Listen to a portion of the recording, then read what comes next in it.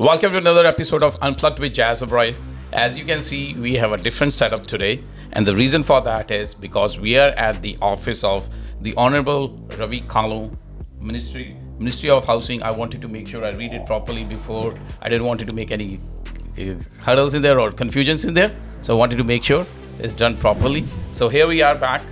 And thank you, Ravi. Thanks for giving us the opportunity. I know you're a busy person. So giving us the opportunity and coming up with this podcast just to open up the conversation as the name is Unplugged. So this conversation is going to be very candid, nothing scripted. We don't have but questions pre-prepared or something. We're just going to ask a conversation about general real estate. That's what we're going to be doing. Thanks for having me. I like listening to your podcast. Thank you. As I was telling you before, and I'm a podcast geek. I love all podcasts. It's good to get that type of information. And just call me Ravi. I know that we were teasing earlier. I don't need to be the honorable. Ravi is fine. Okay, perfect. Thank you. It was me bullying Jas. I was telling him, you have to say it the proper way.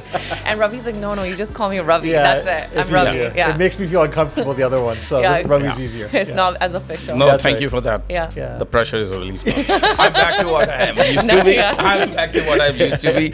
So let's get into right away because I know you have a limited time too. You have appointments, set it up. So it's the talk of the town is Bill 44. Yeah. I know what it is. I've looked into it. But a lot of people out there still doesn't know it. If you can tell us on a surface level what it is all about and when it is going to be coming. Well, there's actually 4 different bills, 4 laws that we passed. Right. And I would say, actually, many have said this is the largest reform to zoning in BC's history. Yes. And so, at a high level, what we're doing is this: we're acknowledging that this housing system right now is not working. It's not working for the people that are trying to build housing. Yes. It's not working for those that are trying to get a home. And so we have to do things differently. We can't keep doing the same thing over and over again and hope that it's going to work. It's not. We have to do something different. So what we're doing is this.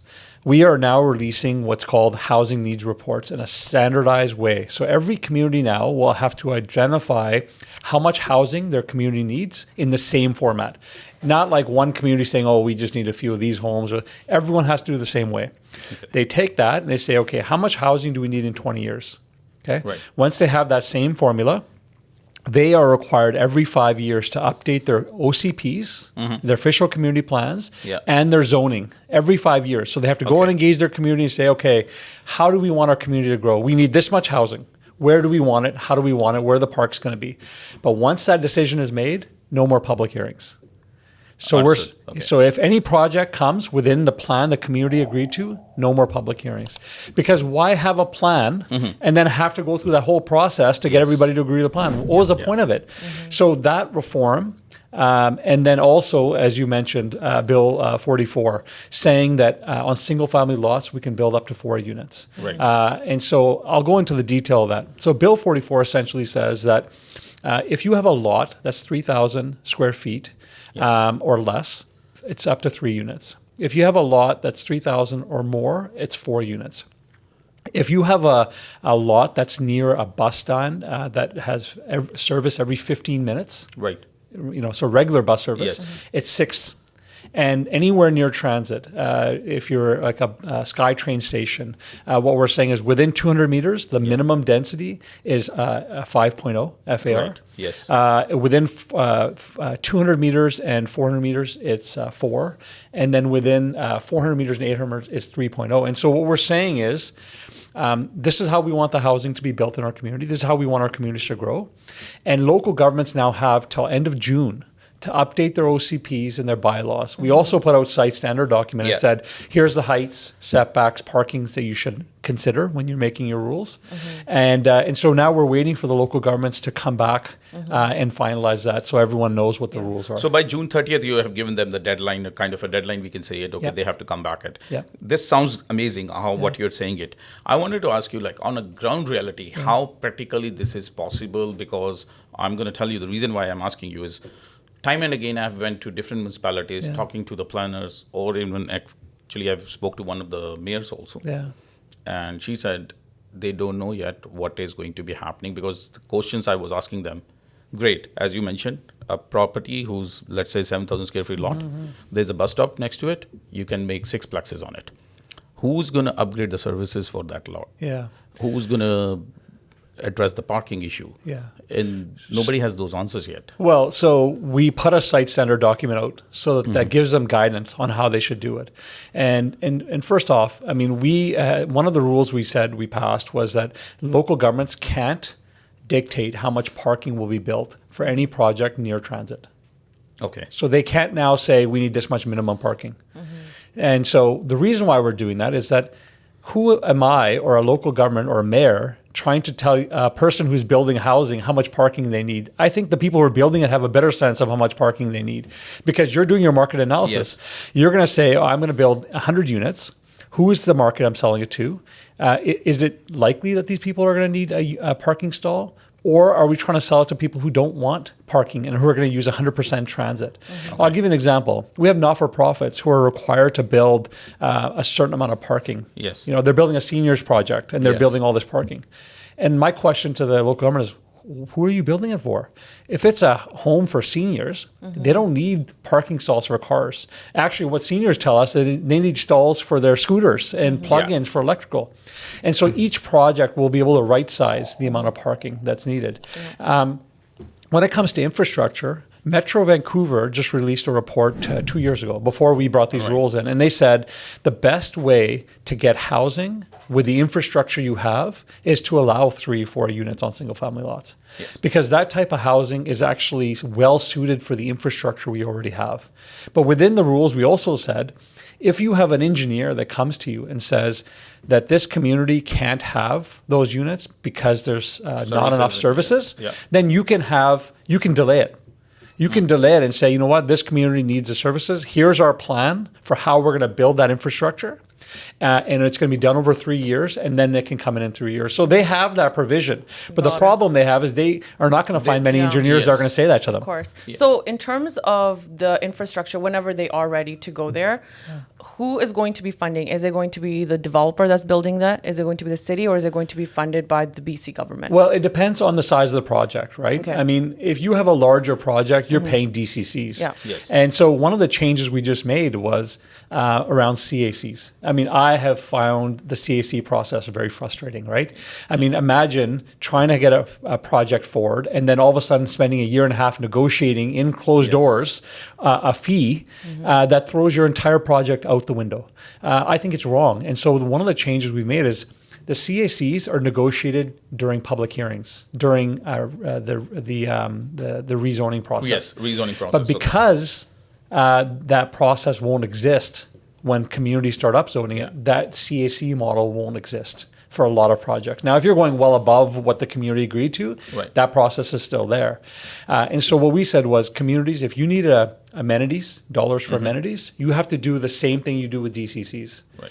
Pass it in your bylaw of what infrastructure you're going to build. Have a set rate that's public. Everybody knows what it is going to be, so that anybody, whether it's a not-for-profit or a private builder, when they come, they know what their DCCs are and they know what their amenity cost charges in the beginning. Yes. And there's no changing variables later. And so we understand local governments need that money. I mean, anyone that builds housing understands they need it. But we want to do it. We want local governments doing it in a transparent way, and that gives everybody certainty for their projects. And we said with the new ACC tools, you can charge it, but you can only charge it for net new. You can't charge it. If you had 20 units and you're building 20 units, you can't say you have to pay this fee because you're not actually adding any new amenities or any new services. So there's a lot of pieces that local governments are working through right now when it comes to that. No, that's great. Ravi, again, coming back to where you said the parking can be decided by the builder or the developer who's building it. Okay, so I'm a developer. I wanted as much density because return on investment, the land is expensive. I wanted to make sure I can get maximum units in it. Don't you think like if it is going to be in my hands now, so how this infrastructure will be, there won't be, like, I will try to build as many units and compromise on the parking. I understand what you're saying, from the buyer's point of view or developer point of view, will the buyer will buy or not? Whether buyer buys or not, we are compromising with the symmetric how we have been used to it, like in the cities right now. Yeah. Like the symmetric things are going to be collapsing. Okay, there will be one building which is having too many units. Another one is like a luxury apartment building next to it, because it's a one rule set it up for everybody. Yeah, well, this is, the market will decide, right? Yes. And so in the case of not-for-profits, they're like, we're building affordable housing for people. Many of them don't have cars. Why are you setting a requirement Yes, for them us? is understood. Okay, but I'll tell you also, when we passed this rule, I had a developer come to me and said, it's great. In some projects, for example, they're building one near Kingsway Station. They're like, we're not going to build any parking. We're going to sell these units for people who are only going to use transit. Okay? Yeah. And then in some cases, I've had developers who say, you know what? We're actually building more parking than the city even wanted us to, because we've done our analysis and no one's buying our units unless they have a car spot for their car, and there's not enough parking in the community. And so what we've seen in other jurisdictions that have gone in this direction is that you get the right sized amount of parking. The developers and the people start getting the market adjust accordingly. Yeah, the market adjusts. Yes. Like you do this for a living, and so if you go to somebody and say, "Hey, I buy a unit for me," if they want a car. And they have a car, they're going to say, where's the parking spot? Yeah. If you tell them there's no parking spot, what are they going to do? They're going to look elsewhere. They're going to find another opportunity. And so this, I think, is the right way to go. It lets the market decide how much is needed. No, which is great. I hope it goes the way how you're hoping, or everybody else is hoping in the government, that this is how it is going to fly. And I hope for it, because it will definitely significant cost is going to be reduced, and the parking, especially for the properties which have a smaller land, and then you have to have the parking to be done, and that it goes to -2, -1, and the cost goes skyrocket, and it doesn't make sense for the project, and that everything comes to the end user then. That's because right. everything is getting more. Now another but if I can just add, Jas, yes, this is only in areas where there's transit. yes, We're not saying this is the and case. is there a where there's no parameter transit. like how far the transit has to be? 800 meters of a SkyTrain station. Okay. 400 bus meters. stop? Yeah, within 400 meters of a bus depot. Okay. So where there's multiple buses. Comes coming. in there, yes. And then any road that has 15-minute bus service. So King George or Scott Road in so the roads which don't have those 15 minutes, but they have a bus stop. they have to have parking requirements. They have to have a parking. have to Okay, so this is only on those busy streets. Basically, will be the That's correct, King yeah. George, or you could say, top of my head, I can think of 128, 120th. There will be those properties which were on there. Correct. Now coming again to this point, again attached to it, being a realtor, I am getting this sense of it. Government is doing this to bring the houses price down, because they will apply one rule for all the land and more density.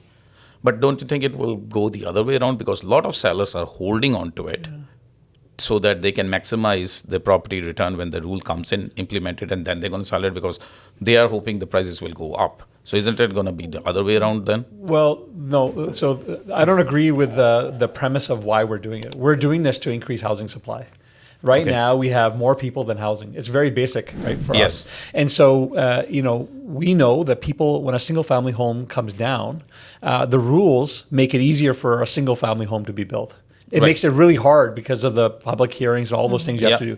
What we're saying is, I'm not on a vendetta to kill single-family homes. People sometimes accuse me of that.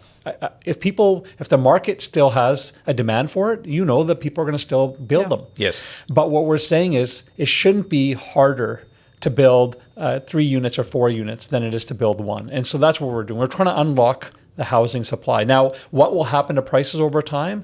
It's hard to say. We did an economic analysis of it. We released it publicly. It projected, with those 2 policies alone, we could see 250,000 net new units on the market in the next 5 years. 250,000 net new. That's significant from any policy. And so where communities where there's access to a lot of supports and services is where you're going to see most of this density come onto. And it's not going to, the research says that rents will start stabilizing. Yeah. That's what's happened in New supply Zealand. and demand, because there's supply and demand. The Exactly. demand, obviously, the supply will go up, because that's what I'm feeling like. Okay, yes, for the certain amount of time, period, maybe for first, jump when as soon as it gets, we call it as a knee jerk. Yep. Like people will all of a sudden will jump, the prices will go up. But if every house in the Yes. block has the same zoning. So what is the versus a townhome zoning or apartment zoning versus single family? Yeah. Because then anybody can do it. So the Exactly. premium is Yeah. going to go out of the picture. Exactly. And that's what I'm trying to tell the sellers Yeah. also, that Yeah. it's not going to be the same as you thinking, okay, Yeah. versus now your single family home all of a sudden become a multi-family Yeah. zoning, because that is with all the other homes too. So the supply and demand. So Exactly. normally it will Yeah. maybe, hopefully, and that's I hoping it Yeah. too, because it also come across us also that we realtors wanted the prices to go Yeah. up. Honestly, we don't wanted it. No. We wanted a stable market. But you've nailed Yes. it. You've nailed it. All the research tells us that if you zone one property, yes, there's a land lift. Because Yes. you won a lottery, Yeah, you because just got that's a everything premium. approved. Yeah, Premium. you But if premium you on it. do it in a blanket way, in such a broad way, like we are pretty much across the province, the land lift is very minimal. Yeah. In fact, what you get is limited land lift, but what you get is a whole host of supply into the market that wasn't there before. And it does make for builders a lot of projects viable that they weren't viable before. Because in the end, the market Yes. for people buying a $2 million home is smaller. But if you got, units going for $700,000, 4 of them, the market is bigger there. There's more people that can afford that. And Yeah. so that's, you've nailed it. That's what we're trying to do here. We're trying to ensure that different types of housing can be built so that it's not just single family home or towers. Yeah. Some people don't want to live in a tower, but Yes. they'll be fine living in a townhouse or in a fourplex. And that's the type of housing supply we need in our Yeah. communities. So Ravi, with the municipality, sorry, one Yeah. question more related to it is, and I have a personal experience of dealing with the township of Langley particularly. Yeah. There's a piece of parcel my client purchased. It is a $6 million parcel in Langley. No rezoning needs to be done. Straightforward, whatever the zoning is, we need to get the DP. Yeah. It took 2.5 years. Yeah. Imagine the developer who purchased a property for 6 million and holding the property for 2.5 years. How you are expecting the affordable housing going to be? Because end of the day, he's in this business to make money. Yeah. And if developers not going to build, then who's going to build? Yeah. Municipalities not going to. So is this going to address anything with the Yeah. municipalities' point of view? Like it is, how and why is taking so long, the Yeah. processing? Well, this is the fundamental thing we're trying to solve here, right? But you think with this new Oh, legislation, it will help? I guarantee you it will. I mean, what we're doing is depoliticizing the process. Like, I think it's wrong that a project that fits every single requirement has to go in front of a few elected officials, and then there's a thumb and or a thumb down. Exactly. Right. And that's exactly what happened in Yeah. there. And and this is just recently happened, about Yeah. a month ago. Yeah. It got rejected from the council. Yeah. Just because on the basis of the couple of trees they're saying it, or do we need to protect these trees? Yeah, yeah. Okay, one side the government and the municipalities are also Yeah. saying they wanted affordable housing, they wanted more development happening, right? Right. Then isn't it contradicting that the council is saying no, we can't do it, and then the staff, the Langley staff had a meeting with the council saying it, you cannot oppose this Yes. basically because this is bylaws and you have to do it. Yeah. Yeah. And so, So- this is the challenge. This is such a But this frustration. from this refusal Yeah. to the another again approval Yeah. took 3 months. Yeah. So my client has to pay crazy. $150,000 more mortgage on it Yeah. for no reason. So how are you thinking like it is this easy to address this? Because it's a ground rooted problems in there. Like But this is the shift we're doing, right? When now local governments have to update their OCPs Yes. to the 20 years of their housing need, Yeah. Mhm. right? And then it doesn't go to public hearing anymore if it comes within that. I mean, then you don't have politicians saying, I approve this project or I don't approve this project. Now it falls within the staff, Yeah. the specialized staff who say, Yes. does this fit within what's needed? Yeah. And we move forward. That's the very question that we're trying to address. I'll give you an example from a not-for-profit. So when I became the Minister of Housing, they said to me, hey, we got an exciting project. We're building 58 homes for seniors in the community. We're funding it. So it's going to be like $500 to $1,000 a month rent, right? I said, great, let's go put the shovel in the ground. They said, well, we can't because a new council came in and they said they want to increase the CACs and they want you to increase parking.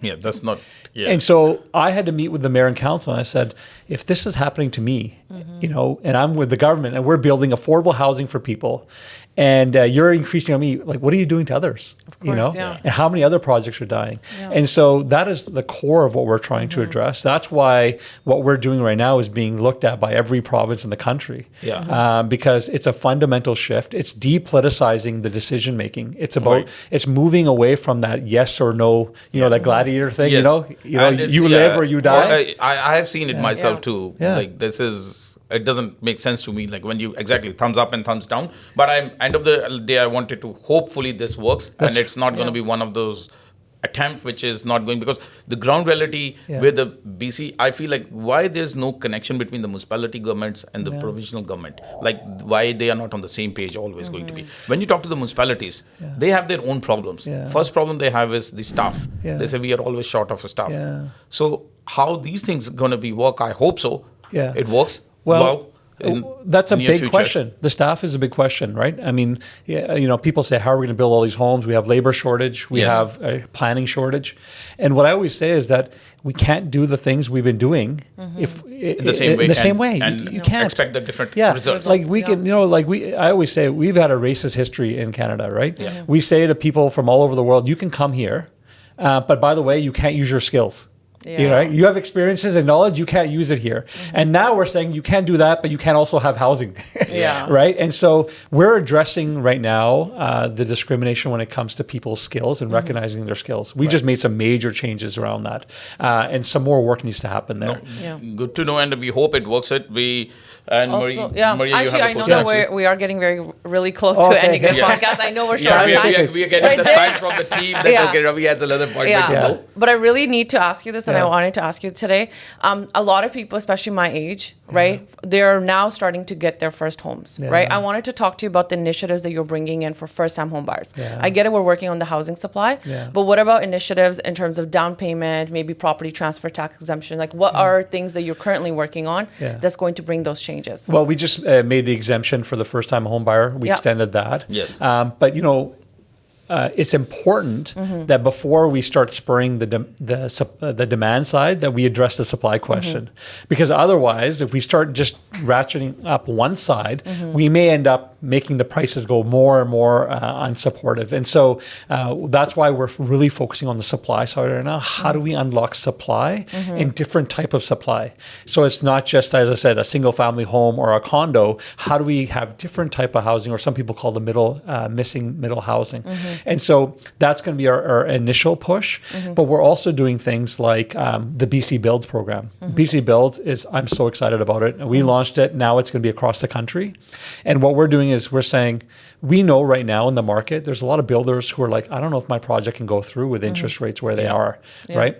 So what we're saying is we're going to use government land, we're going to do government financing, and we're going to go to the private sector and say, here's all the sites that we have. You come, bid, build it. We'll pay you your fee, give us the keys, and we'll have not-for-profits operating it after. So we're trying to pick up the capacity in the system, have the private sector continue to do the work, build our housing, but at the same time have it available. And what that does is for people, younger folks who are looking to get into housing, all those units will be 30% rent-to-geared income. Right? So that way you are in housing, we're attracting workforce. It addresses the workforce question, right? Where do we get the planners from? Because they can't afford living here. So we get that housing, private sector continues to work, not-for-profits can operate it, and then people can actually save some money to get into the market. So we're looking at a whole host of measures to address that very question. But the core is addressing the supply. We have to address that before we increase additional incentives into the market. No, that's a great information. Can I ask you one last question before we end it up? Because I know your team is That's okay. That's okay. Thank you, Ravi. My niche is investors. Off late, I'm getting now the feedback from investors saying just let's not buy in residential, buy commercial. And the main reason for that is tenants. I'm not against tenants. Okay. But any law or any rule should be neutral. It should be benefiting both the parties. In my opinion, and it's my personal opinion, I could be wrong here, but the feedback I get it from my investor clients also, why is it so much towards the tenants and not towards the landlord? For example, I will give you this. If the tenant doesn't pay rent, he can still live in that house for at least 3 to 4 months, because the law takes its own process, time, go to the tenancy board, take the court. I'm having a $5,000 mortgage. This tenant is not paying me anything for next 4 or 5 months. And even if the ruling comes in my favor, I have to hire the bailiff, get them, vacate the place, pay them too. And the $20,000 which I lost it for 4 months. There's no resource for me to recover it. I agree. Why is it like? And that's a frustrating situation for anybody, right? So I'll say a couple things. One, majority of landlords and tenants have good relationship. And landlords some landlords will say to me, it's favoring the tenants. Yep. Tenants will come to me and say it's favoring the landlord. I get this every day. I have meetings for both, right? And so what we're trying to do is trying to find a balance in the two, right? So what I hear from landlords in particular are a few things. One, RTB wait times. Yes. Right? So if you look on my social media, I just updated the last month's numbers. Since we put additional resources and cut some red tape, 70% reduction in wait times. We're the only province in the country whose wait times now are actually coming to service standard. Ontario is going the other way. The Ontario minister met with me and he's like, what are you guys doing? And what we're doing, we added resources. Okay. We cut red tape. So for example, before, if you had a case come forward, we had to give you a booking date no matter what. And if it got resolved, that date was still booked and we couldn't change it. Small things like that. We are now also doing facilitated hearings. So landlord and tenant can sit down and say, is this something that can be resolved or not? And we're resolving a lot of issues before it needs to go to hearing. So the wait times was a big issue. The second is unpaid rent. Right. So two things we're doing. One, every file now that comes forward for unpaid rent, we're moving to the front of the queue. So we told the RTB, move it to the front of the queue because overwhelmingly it goes in the landlord's favor. Okay. So why have to go through that long process? Right. 78% reduction in wait times for unpaid rent because they're going to the front of the queue. And since when this has started? We started the changes in September. This last year, September. Okay. And so the stats now are showing 78% reduction in wait times since that time by moving it to the front of the queue. The last point is a really important one, is getting the payment or money that's owed. Yeah, recovering the money. Right. And so last year we brought a new law in. Basically, it's a Money Judgment Act. Yeah. And what it basically says, it sets up a process. We haven't launched it yet because we are still doing some consultation, but we're creating a new stream for those disputes that are landlord-tenant based, so that you don't have to go through the court. So that you can go to a new body that can adjudicate that, so you don't need to go through an expensive court process. Yes. This process will make it easier for payments for landlords mostly, but sometimes it's tenants too. Sometimes it's a tenant that wins the case and they're like, well... No, exactly. I'm not saying that it should be favoring, it should be neutral, Yeah. so that anybody can take the purpose of the law is it should be neutral and it should be favoring both the parties rather than one heavily parties versus like commercial. And I get the feedback, okay, I want to buy commercial because in commercial, if I'm a tenant and I can't break the lease. I understand. So why can't we have it the same thing? Okay, tenancy has a 1 year lease. As a landlord, I can't take my tenants out before 1 year. Yeah. But tomorrow tenant say after a month, hey, I can't afford it. I'm leaving the house. Yeah. Done. Yeah. And I don't have any resource to come after him or them saying it, okay. So why can't we do the same thing as the commercial is? They can't break the lease. The both parties should be having binded contract. Well, they walk away with it. Because when there's commercial lease, it's usually a business and a business, and then there's personal guarantees in there. You can come after the it's assets. A little bit more. It's a little bit more complex for individuals than it is for businesses, and that's the variance between the two. But I guess my main point to you, and I know time is coming short, is that we are trying to find a balance. And when I became the Minister of Housing, I actually brought Landlords BC and a whole bunch of these different organizations and tenant-based organizations, and I put them at the same table. And I said, how do we figure this out? And all the changes that we've made in the last year are from that table, where both of them said, okay, we have this problem, we have this problem. How do we find a space where we can find resolution? And that's why we've been able to find the changes we have, is because that table is coming from two perspectives. They don't necessarily agree on many things, but they agree that there's ways to protect both landlords and tenants. We're not there yet. It's not perfect. But I challenge anybody that says it's bad here to look at other provinces. Look at Ontario and see what's happening right now. Trust me, but it's a challenging two bags situation. cannot make one right. No, and what I'm saying is that our reforms are actually reducing wait times, are actually helping address those issues before they become big issues. Yeah, because it is coming big issues now. So do you guys have, the government has even decided any deadline to that too? Just like how you have deadline for this year. This year? That new stream will be this year. We passed a law last year, and we said it was going to be later this year. Before the end of this year? Before the end of this year is our goal to have that. To address that, and there will be a separate body who will address it. So unpaid payments, which is great to know because a lot of people have that concern. Yeah, it's a tough issue. It's awful. Yes. Like if you're a landlord, it's tough. If you're a tenant, you're awful. I agree to you 100% as you mentioned it. Not everybody Yeah. is doing it. But But there are even some, why yeah. there are 5% even doing I it? know. Yeah. I know. 95% are not doing it, Well- but 5% are still doing it. Well, there were some tenants that. And there are some landlords also taking yeah. advantage of it, Yeah. kicking the tenant out just to raise the rent. Yeah. So And it's both the ways. it's So a it real should be challenge. the balance, both the Yeah, ways. it was my birthday last week, and I said Happy I said I'm 1 year older, but I feel 10 years older because of this job, because this is what you do all Yeah. the time, right? And you're No. just always like talking. Yeah. I think So we're- Google we're- ended yeah. up this. Yeah. Now she's already there Yeah. saying Yeah. that, okay. Slowly But getting I closer. really appreciate Ravi. Yeah. Before we ended up, do you want to say something to the viewers who's watching it or anything you want to say further to end this? I just want to say first off, thanks for having me. I love the podcast. I love that you're creating a platform for people to have candid conversations.